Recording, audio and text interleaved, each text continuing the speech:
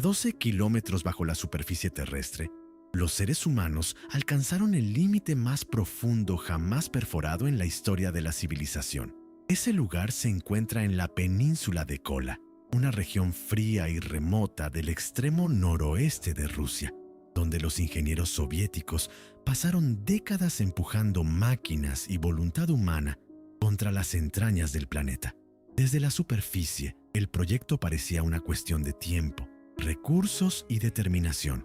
Bastaba con reunir el dinero necesario, construir las máquinas adecuadas y descender metro a metro hasta donde nadie había llegado antes. La lógica parecía simple y directa, como si excavar más profundo fuera apenas un problema de paciencia y de acero bien templado. Pero esa lógica comenzó a desmoronarse desde el primer momento en que las perforadoras superaron ciertos umbrales. La Tierra no es una masa pasiva que espera ser atravesada. Es un sistema activo, cargado de presión, calor y materia en movimiento permanente, capaz de resistir con una fuerza que ningún ingeniero había calculado correctamente en ningún papel. Cuando los equipos comenzaron a descender los primeros kilómetros, todo transcurrió dentro de los márgenes. Los cálculos se cumplían, las brocas avanzaban y los registros científicos se llenaban con datos que confirmaban las teorías. Había una sensación extendida entre los técnicos de que lo peor ya había sido contemplado en los modelos, de que el trabajo sería arduo pero predecible. Sin embargo, a medida que las perforadoras superaban los 7 kilómetros de profundidad, algo comenzó a cambiar de forma sutil pero inquietante. Las lecturas de temperatura empezaron a subir más rápido de lo proyectado. Los instrumentos registraban calores que no coincidían con ninguna proyección previa. Los científicos revisaban sus cálculos una y otra vez buscando el error, convencidos de que había una falla en la ecuación, pero los datos seguían siendo los mismos. Al alcanzar los 12.000 metros de profundidad, la temperatura en el fondo del pozo superaba los 180 grados centígrados, casi el doble de lo que los modelos habían estimado. Las herramientas que funcionaban perfectamente a temperaturas moderadas comenzaban a deformarse, a perder precisión y en algunos casos, a fallar por completo sin previo aviso. El granito, que debía estar firme y seco bajo las brocas, comenzaba a comportarse de manera completamente distinta a como lo hacía en la superficie. Bajo una presión de 1000 atmósferas, la roca dejaba de ser roca tal como la entendemos. Se volvía viscosa, cedía bajo el peso de la columna superior y comenzaba a fluir lentamente como una sustancia densa y pegajosa que buscaba ocupar cualquier espacio disponible. Imagina la escena con detalle. Una plataforma enorme sostiene en su centro una columna de tubos de acero que desciende verticalmente durante kilómetros hacia el interior del planeta. En el extremo inferior, fijada con pernos de alta resistencia, hay una broca cubierta de puntas de diamante industrial, el material más duro que los seres humanos han logrado producir. En condiciones normales, esa herramienta atraviesa el granito con relativa facilidad, partiendo la roca en fragmentos que el líquido de lavado arrastra hacia la superficie. Pero a 12 kilómetros de profundidad, las condiciones normales no existen. El granito no se parte, se comprime. La presión actúa sobre las paredes del pozo de tal manera que la roca comienza a cerrarse sobre el orificio abierto por la broca, reduciendo el diámetro del canal de manera progresiva y constante. Para cambiar una sola herramienta desgastada o rota, los operarios debían elevar toda la columna de tubos de acero, desde las profundidades hasta la superficie. Esa estructura metálica pesaba cientos de toneladas y su extracción completa requería un día entero de trabajo ininterrumpido. Mientras la broca subía hacia arriba, el pozo quedaba sin protección y el planeta aprovechaba ese tiempo para recuperar el espacio que le habían quitado. La roca viscosa bajo presión extrema se deslizaba hacia el interior del canal, cerrándolo parcialmente o por completo antes de que los trabajadores pudieran volver a descender con la herramienta reparada. Cuando la broca regresaba al fondo, no encontraba el mismo espacio que había dejado. Encontraba una pared de piedra que había avanzado varios centímetros, obligando al equipo a perforar de nuevo los tramos ya conquistados el día anterior antes de poder seguir descendiendo. Era una batalla que se perdía y se ganaba en ciclos interminables. Los motores de la plataforma rugían bajo la tensión de sostener el peso de la columna. Las tuberías de acero, sometidas a temperaturas extremas y a torsiones constantes, comenzaban a mostrar signos de fatiga que los ingenieros aprendieron a leer con la misma atención con que un médico lee los síntomas de un paciente. Y cuando el acero cedía dentro del pozo, sacar los restos de varios kilómetros de profundidad era una tarea casi imposible. Cualquier avería grave significaba que meses de trabajo se habían perdido y había que comenzar un nuevo camino apartado del lugar anterior. Pero la resistencia física de la roca era apenas el primero de los obstáculos. Cuando finalmente lograron extraer muestras desde los niveles más profundos del pozo, los científicos se encontraron con algo que contradecía de manera radical todo lo que la geología aceptaba como verdad establecida. A más de 7 kilómetros de profundidad, donde la presión y el calor deberían haber eliminado cualquier posibilidad de humedad, las muestras de roca estaban impregnadas de agua. No era el agua superficial que podría haber filtrado desde arriba durante la perforación. Era un líquido diferente, caliente, burbujeante y cargado de minerales disueltos en concentraciones que no correspondían a ninguna fuente conocida. Los geólogos que habían sostenido durante décadas que las capas profundas de granito eran completamente secas, tuvieron que enfrentar la evidencia directa de que estaban equivocados. Ese líquido estaba bajo una presión tan extrema que al entrar en contacto con el espacio abierto del pozo, podía transformarse instantáneamente en vapor, generando expansiones violentas capaces de dañar los instrumentos y crear ondas de presión en el interior del canal. Junto con el agua, los análisis de las muestras revelaron algo aún más perturbador. A una profundidad de más de 6.700 metros, en roca fechada en aproximadamente 2.000 millones de años de antigüedad, los biólogos identificaron rastros de vida. No era vida activa ni organismos vivos en ningún sentido convencional. Eran estructuras fosilizadas de organismos microscópicos, 24 especies de plancton antiguo, conservadas de alguna manera en condiciones que deberían haberlas destruido mucho antes de que cualquier ser humano las encontrara. El descubrimiento sacudió con fuerza los cimientos de la biología y de la historia de la vida. De organismos tan delicados habían logrado sobrevivir o dejar rastros identificables a esas profundidades. Entonces las suposiciones sobre cuándo y dónde surgió la vida en el planeta necesitaban una revisión completa. Algunos argumentaban que los organismos habían sido empujados hacia abajo por movimientos tectónicos a lo largo de millones de años. Otros sostenían que la vida había surgido originalmente en el interior profundo del planeta, en ambientes completamente diferentes a los que consideramos habitables. La discusión no se resolvió entonces y en muchos aspectos sigue activa en la actualidad. Lo que quedó fuera de toda duda es que el planeta era más complejo, más vivo y más sorprendente de lo que nadie había imaginado. Junto con el agua y los organismos fosilizados, de las profundidades del pozo comenzaron a brotar gases que nadie esperaba encontrar en esas capas. El hidrógeno, el helio y el metano ascendían desde el fondo en cantidades significativas, creando una atmósfera potencialmente inflamable alrededor de la plataforma. Los trabajadores vigilaban sin pausa los sensores de gas, conscientes de que cualquier chispa accidental podía desencadenar una explosión instantánea. Los científicos comprendieron entonces que estaban ante algo que iba mucho más allá de un simple pozo de perforación. Habían abierto una ventana hacia un sistema subterráneo activo y dinámico, lleno de gases, líquidos y estructuras minerales que el planeta había mantenido en equilibrio durante miles de millones de años.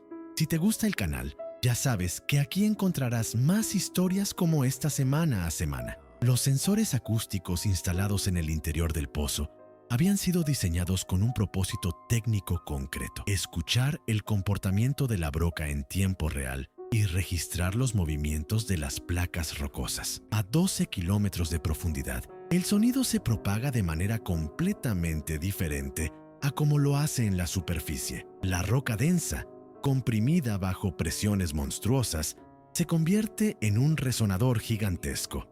Cualquier desplazamiento de los estratos de granito producía ecos que viajaban hacia arriba con una intensidad sorprendente. Los operadores que monitoreaban esas grabaciones aprendieron rápidamente a distinguir entre los sonidos normales del proceso y las señales que indicaban algo inusual. Un zumbido profundo que se interrumpía sin razón aparente. Un chirrido metálico agudo que ascendía en frecuencia durante varios segundos. Pulsaciones rítmicas que parecían seguir una lógica interna difícil de identificar. Esos sonidos filtraron hacia el exterior y en los periódicos occidentales comenzaron a aparecer artículos que afirmaban haber obtenido una grabación extraordinaria del fondo del pozo.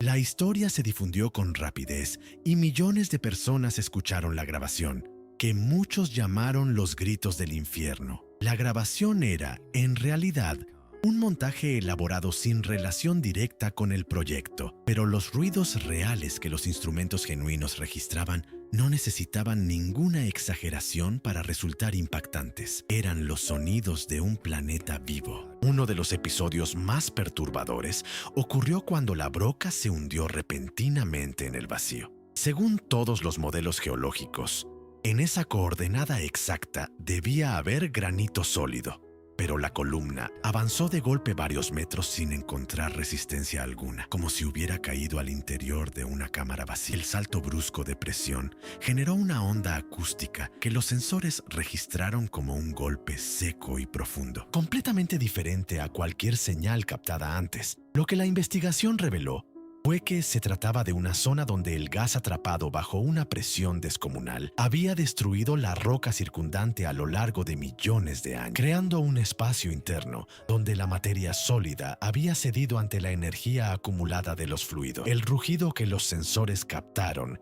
era el sonido de ese gas liberándose súbitamente hacia el canal. La energía liberada en ese instante habría sido suficiente para destruir cualquier instrumento no diseñado específicamente para resistir ese tipo de impacto.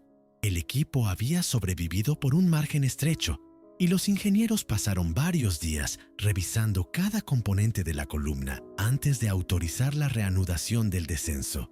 Si la corteza terrestre bajo los continentes alcanzaba 40 kilómetros de espesor, existía un lugar en el planeta donde esa misma corteza se reducía a apenas 5 o 7 kilómetros. El fondo del océano. Los fondos oceánicos están formados por un tipo de corteza geológicamente más joven y más delgada que el antiguo escudo de granito de los continentes. En teoría, perforar desde la superficie del agua hacia el fondo marino y continuar desde allí hacia el manto representaba un recorrido significativamente más corto que cualquier intento continental. El proyecto más ambicioso que intentó aprovechar esa ventaja fue concebido en los años 60 con una audacia sin precedentes en la historia de la ingeniería oceánica. La idea era descender la broca desde un barco hasta el fondo del Pacífico y continuar la perforación hasta alcanzar el manto por primera vez en la historia. Pero perforar desde un barco que flota sobre un océano en movimiento permanente es radicalmente diferente a hacerlo desde una plataforma fija en tierra. Imagina intentar enhebrar una aguja con un hilo flexible de varios kilómetros, mientras alguien sacude suavemente tu mano. Cualquier movimiento del casco del buque se amplificaba a lo largo de toda la columna de perforación, hasta convertirse en una desviación significativa en el fondo. Durante una de las fases de prueba, el buque se encontró con una corriente submarina cuya existencia los oceanógrafos desconocían completamente. Una masa de agua fría que viajaba por las capas profundas del Pacífico golpeó los cables de acero que mantenían el barco en posición con una energía descomunal. Los técnicos en cubierta vieron cómo los cables se tensaban con una violencia que hacía vibrar toda la estructura metálica del buque.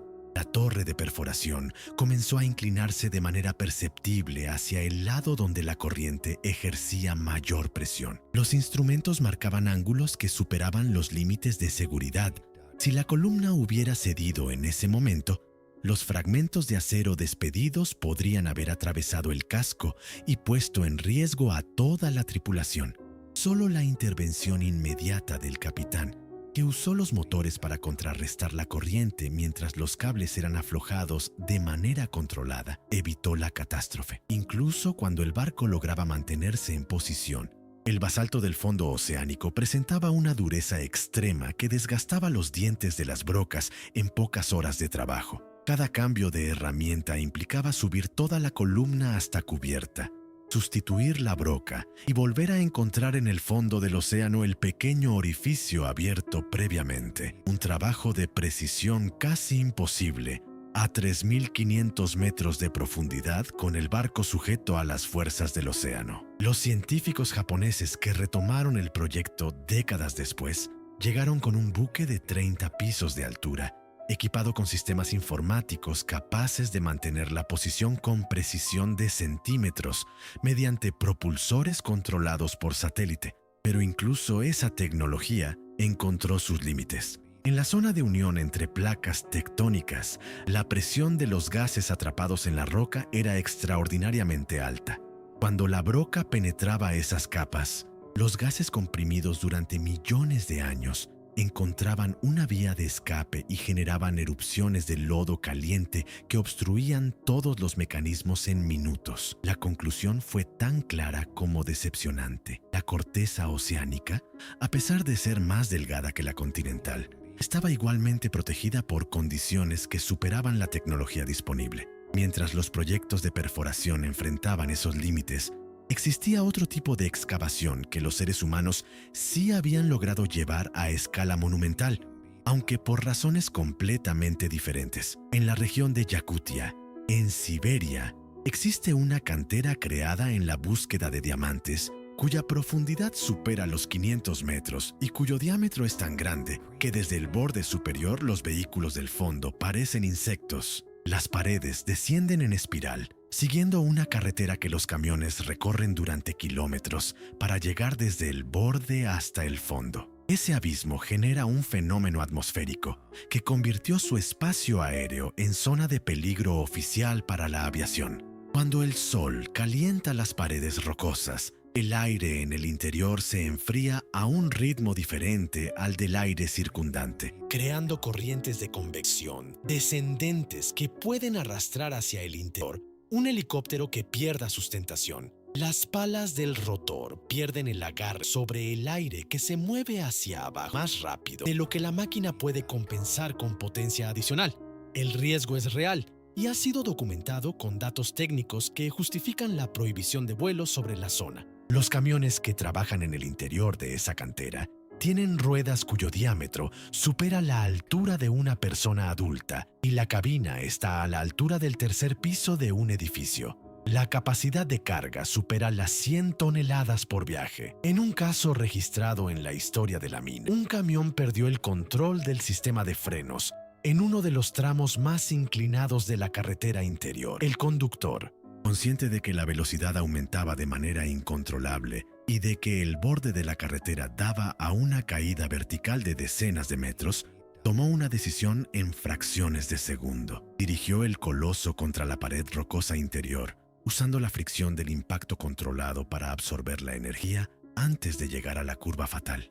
El choque destrozó la parte delantera del camión, pero detuvo el vehículo. El conductor salió con heridas menores. La carretera fue rediseñada para reducir la inclinación máxima en ese tramo. En la famosa cantera de cobre de Utah, cuya profundidad supera los 800 metros, los ingenieros enfrentaron en el año 2013 un fenómeno de escala que ningún protocolo previo había contemplado. Los sensores sísmicos comenzaron a registrar una acumulación progresiva de tensión en una sección específica de las paredes, en una zona debilitada por décadas de extracción y por ciclos de congelación y descongelación. Los ingenieros ordenaron la evacuación preventiva del sector y suspendieron las operaciones mientras el equipo de geología evaluaba la situación. Horas después, 65 millones de toneladas de roca se desprendieron de las paredes y cayeron hacia el fondo, generando una energía comparable a la de un terremoto moderado. El polvo ascendió por encima de los bordes y fue visible desde los pueblos vecinos. Los daños materiales fueron cuantiosos, pero gracias a la evacuación preventiva, no hubo víctimas humanas. Ese episodio demostró de manera inequívoca que cuando los seres humanos alteran en volúmenes suficientemente grandes, el equilibrio de tensiones que la roca ha mantenido durante millones de años, el planeta responde siguiendo leyes físicas que ninguna tecnología puede detener una vez que el proceso ha comenzado. A pesar de toda esa escala, existe una perspectiva que sitúa todos esos logros en su lugar real. Si se dibuja sobre un globo terráqueo un punto que represente la profundidad máxima alcanzada por los seres humanos, ese punto sería invisible a simple vista.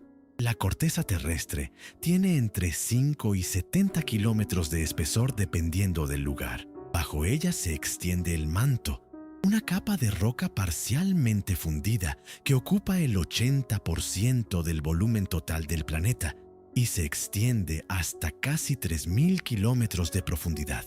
Y bajo el manto está el núcleo, una esfera de hierro y níquel cuya temperatura supera los 5.000 grados centígrados. Todo ese interior permanece completamente inaccesible para cualquier instrumento que los seres humanos hayan construido hasta ahora. Hemos enviado sondas a los confines del sistema solar, pero no hemos logrado perforar ni siquiera la fina capa exterior de nuestro propio planeta.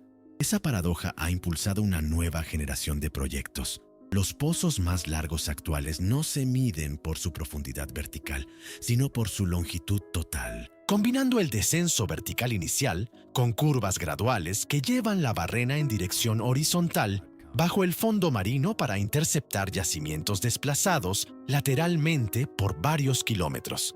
La precisión requerida para ese trabajo es comparable a la de una cirugía de alta precisión, solo que a una escala que implica toneladas de acero moviéndose a kilómetros de distancia del punto de control. Durante la perforación de uno de esos pozos extralargos, los ingenieros enfrentaron un problema sin precedentes. La telemetría indicaba que la cabeza de la barrena había comenzado a girar en sentido contrario al que los motores en la superficie imprimían. Los técnicos revisaron sistemáticamente cada componente buscando un error de medición. Los resultados fueron confirmados por múltiples sensores independientes. La explicación llegó después de varios días de análisis. La columna de tubos de más de 12 kilómetros había acumulado una cantidad extraordinaria de energía de torsión. Cuando la barrena encontró un obstáculo en el extremo inferior, toda esa energía acumulada se liberó de golpe en sentido contrario, haciendo girar la parte inferior de la columna con una fuerza que los motores en la superficie no podían contrarrestar. El acero había dejado de ser predecible. Se había convertido en un sistema mecánico con comportamientos propios que superaban todos los parámetros para los que había sido diseñado. Existe además un obstáculo más fundamental relacionado con el peso propio de la columna. A 15 kilómetros de profundidad, el peso acumulado de una columna de acero convencional supera la resistencia a la reacción del propio material del que está hecha. Los tubos inferiores comenzarían a deformarse bajo el peso de los tubos superiores antes de que la barrena pudiera completar el descenso. Para superar esa barrera física, los científicos están desarrollando el proyecto M2M, cuyo objetivo es el primer contacto directo de la historia con el manto terrestre. Su estrategia no pasa por construir tubos más resistentes ni brocas más duras. Pasa por crear robots autónomos capaces de operar de manera independiente a temperaturas de 300 grados o más, bajo presiones extremas, sin comunicación en tiempo real con la superficie, tomando decisiones basándose únicamente en los datos que sus sensores recopilan en el entorno inmediato. El nivel de autonomía requerido no tiene precedentes en ninguna aplicación robótica. Esos robots deberían ser capaces de detectar el momento en que un componente está a punto de fallar, tomar la decisión de retroceder, buscar una ruta alternativa y reanudar el descenso. Todo ello sin ninguna instrucción desde arriba. La pregunta que más inquieta a los científicos no es si la tecnología podrá construir esos robots. Es lo que podría ocurrir cuando la perforación atraviese la última capa de la corteza y abra un canal directo hacia el manto. El manto no es un espacio vacío esperando ser explorado. Es una región donde la roca existe en un estado que no corresponde exactamente ni al sólido ni al líquido, bajo presiones y temperaturas, donde la materia se comporta de maneras que los laboratorios de la superficie solo pueden simular parcialmente. Nadie sabe con certeza qué ocurriría si de repente se abriera un canal que conectara el intermanto con la presión atmosférica de la superficie. Algunos investigadores temen que la diferencia de presión provoque una erupción de material fundido en un punto donde ninguna geografía superficial sugiere actividad volcánica. Otros consideran que la corteza restante actuaría como un tapón suficientemente resistente. Nadie tiene la certeza necesaria para afirmar cuál de esas predicciones es correcta. Y esa incertidumbre mantiene el proyecto en fase de planificación, mientras los debates científicos continúan sin resolverse. Mientras tanto, los datos de las últimas perforaciones experimentales han comenzado a revelar algo completamente inesperado. A aproximadamente 9 kilómetros de profundidad, los sensores detectaron una señal eléctrica débil pero consistente que no podía atribuirse a ningún componente del equipo. Los ingenieros desconectaron y reconectaron módulos, reemplazaron sensores, verificaron el blindaje de todos los cables. La señal persistió con la misma intensidad y la misma frecuencia a través de todos los cambios. No provenía del equipo, provenía de la roca. Los geofísicos elaboraron una hipótesis centrada en la piezoelectricidad, un fenómeno en el que ciertos tipos de roca generan corriente eléctrica cuando son sometidos a presión mecánica. El cuarzo presente en el granito, bajo la presión extrema de kilómetros de roca superpuesta, podría estar generando corrientes eléctricas de baja intensidad de manera continua. La regularidad de la señal sugería un ciclo de compresión y descompresión vinculado a movimientos tectónicos de baja amplitud, que los sismógrafos superficiales no registraban porque su magnitud estaba por debajo de los umbrales de detección convencionales. El planeta generaba su propia electricidad en las profundidades de manera continua y silenciosa, sin que nadie hubiera tenido los instrumentos adecuados en el lugar correcto para detectarla. Las implicaciones de ese hallazgo se extendían en múltiples direcciones. Si los movimientos tectónicos de baja amplitud podían ser detectados a través de sus efectos eléctricos en las rocas, existía la posibilidad de desarrollar sistemas de monitoreo sísmico de sensibilidad sin precedentes, capaces de detectar el inicio de tensiones en las placas mucho antes de que produjeran terremotos perceptibles. Los biólogos, por su parte, recordaron los organismos fosilizados encontrados décadas antes en el pozo de la península de Kola. Si las capas profundas de la corteza contienen campos eléctricos generados piezoeléctricamente, esos campos podrían haber proporcionado una fuente de energía primitiva para microorganismos que no dependían de la luz solar ni del oxígeno. La posibilidad de que campos eléctricos generados por la roca misma hubieran actuado como fuente de energía para la vida en las capas más profundas añadía una dimensión completamente nueva a la teoría del origen de la vida, que ningún modelo previo había contemplado de manera explícita. Lo que la historia completa de la exploración del interior terrestre revela con mayor claridad es la distancia entre lo que los seres humanos imaginan que pueden hacer y lo que el planeta les permite hacer en la práctica. Cada generación de científicos e ingenieros llegó a sus proyectos con modelos y expectativas que la realidad de las profundidades modificó de maneras que ningún cálculo previo anticipaba. La roca que debía ser seca estaba saturada de agua. El basalto que debía ser blando era más duro que el diamante. La temperatura que debía ser moderada superaba el doble de las previsiones. Los sonidos que debían ser silencio eran una sinfonía de crujidos y frecuencias que los instrumentos captaban pero que los modelos no podían explicar. Y cada vez que la realidad contradecía las expectativas, los científicos más capaces reconocían la contradicción. Revisaban sus modelos y continuaban descendiendo con instrumentos mejorados y preguntas más precisas. El planeta que habitamos sigue siendo, en sus capas más profundas, el territorio más desconocido que existe a escala humana. Hemos cartografiado con precisión la superficie de Marte y fotografiado galaxias a miles de millones de años luz de distancia. Pero no podemos ver directamente lo que ocurre a 40 kilómetros bajo nuestros pies en este momento. Cada nuevo pozo, cada robot autónomo que descienda hacia las capas más hostiles de la corteza y cada dato recopilado en condiciones que ningún ser humano podría soportar acerca ese conocimiento a la claridad. El camino es largo, los obstáculos son reales y la resistencia del planeta es genuina. Pero la curiosidad humana ha demostrado una y otra vez que es capaz de avanzar incluso contra esa resistencia, lentamente, con instrumentos mejores y con preguntas más inteligentes, kilómetro a kilómetro hacia el corazón de un mundo que todavía no terminamos de conocer. Publicamos un video todos los días y dale me gusta al video si te gustó esta historia y déjanos en los comentarios contándonos de dónde eres y a qué hora nos escuchas.